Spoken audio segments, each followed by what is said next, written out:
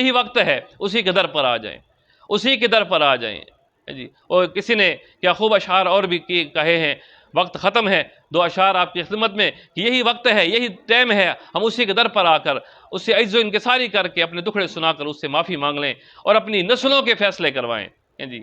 यही वक्त है कि आहूं रब दे दर ते चा सर कूं झुका, गुजर वैसी वेला पीछे कर से क्या।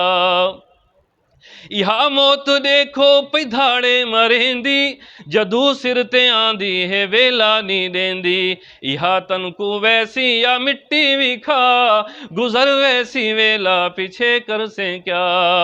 इहो तैकू जो बन जवानी ते नाजे, ते ई वास्ते तैकू भुल गई निमाजे।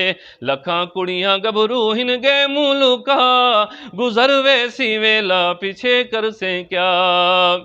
जाग घिनोवण अखियां दुखियां, ते चमोत मरे सिया फेरे। या मौत चा उजड़े सी, इही सुन किते कई वेड़े। भैणी भिरावां दे कीते जुदायां, ई कीते हिन मावां तू बचड़े जुदा। गुजर वैसी वेला पीछे कर से क्या। काली कबर विच तेरी जान होसी, दू गज तन ते कपड़ा बदन नाले होसी।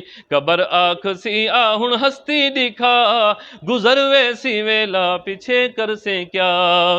अहमद टुर वंजणे अमीरां फकीरां, ते इत्थे रहणियां हिन तेरियां जगीरां।